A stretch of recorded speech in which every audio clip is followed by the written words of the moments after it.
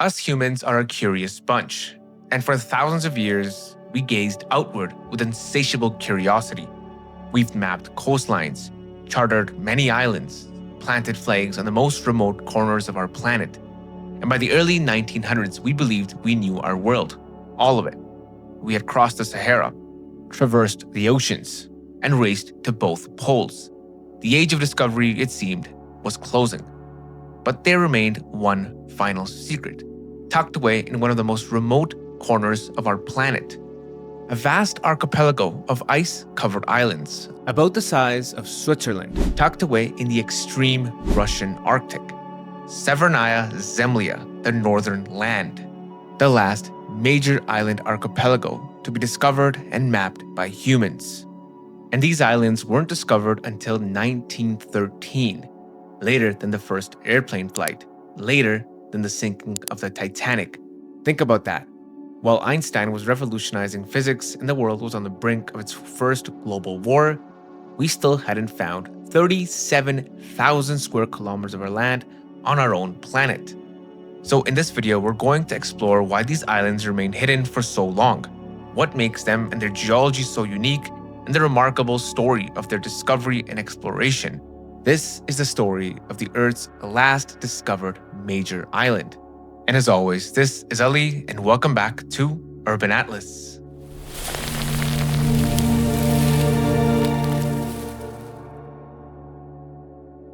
So where exactly are these islands located, and why were they so difficult to find? Well, they're located in the Russian high Arctic. Severnaya Zemlya sits at approximately 79 to 81 degrees north latitude, only about 1,000 kilometers from the North Pole. The archipelago consists of 4 major islands and around 70 smaller ones, covering roughly 37,000 square kilometers. That's just a little bit smaller than the country of Switzerland. Now there's 4 main islands here, and each of them have an interesting name. There's the largest, which is the October Revolution Island. Then there's the Bolshevik Island. Then there's the Komsomolets Island, and finally, Pioneer Island. These are the 4 major islands. There's a host of many other smaller ones as well. But the question is, how did an island chain the size of Switzerland elude us for so long? I'm sure you've guessed it already. It was because of its extreme geography. Firstly, the isolation. Severnaya Zemlya is separated from the mainland by the Vilkitsky Strait, immediately north of Cape Chelyuskin, the most northerly point in Siberia. A narrow, treacherous channel that's frozen solid for most of the year. Even during the brief Arctic summer, this strait is choked with pack ice, making navigation extremely dangerous. Secondly, the climate. Severnaya Zemlya experiences some of the most extreme polar conditions on Earth. Winter temperatures here plummet to minus 45 degrees Celsius often, and the wind chill pushes it even lower. The islands are shrouded in total darkness for months during the polar night. Now, the ice here is some of the most extreme on Earth. Outside of Antarctica and Greenland, these islands might have the thickest ice caps on Earth. Even in summers, about 50% of the archipelago remains buried under glaciers and ice caps. The Academy of Sciences Glacier, yes, that's the actual name, had a 724-meter-long ice core drilled in the late 1990s, which just illustrates the insane depth of the glaciers on this archipelago. And that's not all. You see, during the brief summer navigation season, the region is often obscured by fog, low clouds, and what mariners call the Arctic mirage, atmospheric conditions that distort the horizon and make it nearly impossible to distinguish between ice, land, and sky. From a ship's deck, even from relatively close range, these ice-covered islands simply blend into the surrounding pack ice. There's no dramatic mountain peak jutting above the ice, no distinctive landmark that screams, "Land's here." To the naked eye, it all looks like one continuous frozen wasteland.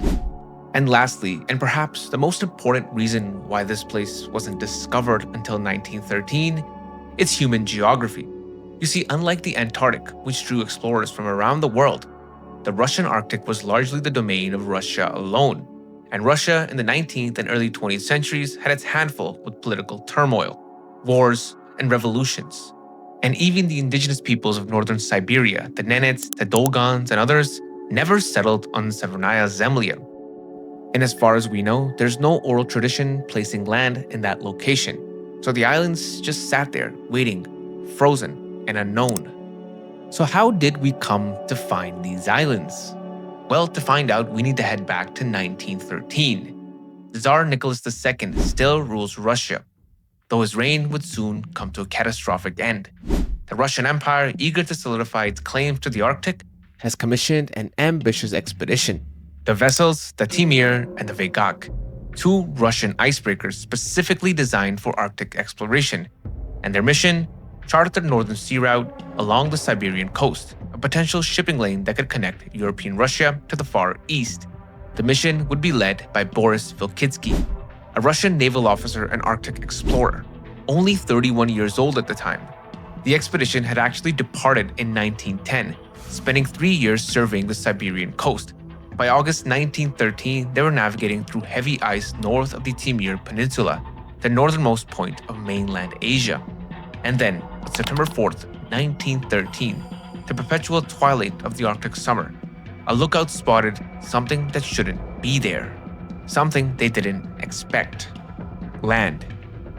Due to ice conditions at the time and the approaching winter, they couldn't really conduct a thorough survey, so Vilkitsky and his crew made note of their position, named the nearest cape after Tsar Nicholas, and retreated south before they became trapped in the approaching ice. But they knew what they had found was significant. It wasn't just a small island. The coastline extended far beyond what they could see. The expedition returned the following year, 1914, and this time they conducted a far more thorough survey. They mapped significant portions of the coastline and confirmed they had not discovered one island, but an entire archipelago. World War I, followed by the Russian Revolution, meant that proper exploration of the archipelago wouldn't happen for another decade. It wasn't until the Soviet period that systematic surveying began here. Between 1930 and 1932, the Soviet polar explorer Georgy Ushakov was the first person to lead an expedition to actually conduct comprehensive mapping on the archipelago. His team consisted of 4 men. Think about that, 4 men completely isolated, spending nearly 2 years mapping an area the size of Switzerland, in conditions that could kill most people in hours. Their mission was to obliterate enormous white spaces on the Arctic map. You see, Ushakov made a career of exploring remote and desolate islands. He wrote, "I have seen the god-forsaken Chukotka Peninsula, blizzard-ridden Wrangel Island, twice visited the enshrouded Novaya Zemlya, and I have seen Franz Joseph Land, with its enamel sky and proud cliffs garbed in blue, hardened glacial streams. But nowhere did I witness such grimness or such depressing, lifeless relief than I did on Severnaya Zemlya." And it was Ushakov's expedition that gave the archipelago its current name, Severnaya Zemlya, and named the 4 major islands. And like I mentioned previously, these names are given by the Soviet government to celebrate the revolution that had taken place there just recently. And the strait between Severnaya Zemlya and the mainland was named Vilkitsky Strait, honoring the original discoverer, one of the few imperial-era names that the Soviets kept. But it wasn't until satellites became available that we truly understood the full scope and geography of these mysterious islands. Ground-penetrating radar revealed the thickness of the ice caps, and satellite altimetry showed the true topography beneath the ice. You see, the coastlines of Severnaya Zemlya are just as interesting as its history. Here we can find massive ice cliffs that plunge directly into the Arctic Ocean. During summers, these calve enormous icebergs into the surrounding waters. The beaches, when you can find them, are composed of weathered rock, glacial till, and fine sediments. The seas surrounding the archipelago are also geologically significant. You see, the continental shelf here is relatively shallow, mostly less than 200 meters deep. And as for mineral resources, this island archipelago isn't particularly rich compared to other Arctic regions. There are some deposits of lead, zinc, and other metals, and the sedimentary rocks hint at possible oil and gas potential. But the extreme conditions here make exploitation economically questionable. The real geological treasure here isn't minerals or wealth. It's the scientific data locked in the ice and the rocks, a natural laboratory for studying climate change, glaciology, and Arctic geology. So that begs the question, what does the future hold for Severnaya Zemlya? And what kind of possible benefits could we make from exploring these islands further? Well, first and most importantly, they're a critical laboratory for climate science. Because you see, Severnaya Zemlya is warming faster than almost anywhere else on Earth. Winter temperatures, especially in northern Russia, have risen by an average of 3 degrees Celsius over the past half-century. And that, my friends, is a major cause for concern. Because the glaciers here, they're responding to that warmth. Satellite data shows that the ice caps on these islands are losing mass at an accelerating rate. Now you may be thinking, what does ice melting on a remote Russian island have to do with you? Well, you see, the Arctic ice caps, including those on Severnaya Zemlya, are key components of the Earth's climate system. They reflect solar radiation back into space. Lose a reflective white surface, and you expose darker land and ocean that absorbs heat, creating a feedback loop that accelerates warming. So scientists use Severnaya Zemlya as a natural laboratory to study these processes. In addition, ice cores drilled from the glaciers here preserve atmospheric data going back millennia, allowing researchers to reconstruct past climate and compare them to today's rapid changes. Surprisingly, despite the harsh conditions, Severnaya Zemlya does contain some life. Polar bears here den on the islands and hunt seals along the coasts. Arctic foxes can be found in the tundra. And in the brief summer, millions of seabirds visit the island and nest on the ice-free cliffs. But this mysterious Arctic archipelago matters also for geopolitical reasons. Because as climate change opens the Arctic Ocean to increase shipping and resource extraction, these islands have become strategically significant. They sit in the middle of the Northern Sea Route, the Arctic shipping lane that connects Europe and Asia. And as Arctic ice retreats, this route is becoming more viable, potentially cutting weeks of traditional shipping routes through the Suez Canal. Russia has reasserted its presence in the Arctic region here in recent years, rebuilding military facilities across its northern territories.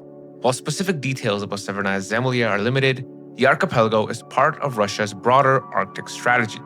And a key region for that are territorial claims. You see, under the UN Convention of the Law of the Sea, coastal nations can claim extended continental shelves. Their geological connection between Severnaya Zemlya and the undersea Lomonosov Ridge has been part of Russia's claim that its continental shelf extends all the way up to the North Pole. In many ways, Severnaya Zemlya represents the Arctic itself. It's beautiful, but it's hostile. It's changing faster than almost anywhere on Earth, and it's critically important to humanity's future. I began this video with a question about human curiosity, about why we explore, why we push into the unknown places of the world. And Severnaya Zemlya perhaps provides an answer to that question, but also a humbling reminder. Because even in an age of satellites and global connectivity, our planet still holds its secrets. They remind us how recent our complete knowledge of Earth really is. These islands also teach us something more sobering. We discovered these islands in 1913. For decades, they were simply a remote curiosity, an achievement for explorers and cartographers. Now, barely a century later, we're watching them change before our eyes. Because the glaciers that took millennia to form are now retreating in decades. Meaning, Severnaya Zemlya, the last great secret of the age of exploration, has become one of the first great witnesses to the age of climate change. In a way, it's the ultimate irony. We sought these islands out of curiosity, the fundamental human drive to know what lies beyond the horizon. Now, this serves as a mirror, showing us the consequences of another human drive, our impact on the planet itself. And as always, if you like content like this, remember to give this video a like, subscribe to my channel if you haven't done so already, and let me know in the comments below what other topics you'd like me to explore in future videos. So I'll catch you guys in the next one. Peace.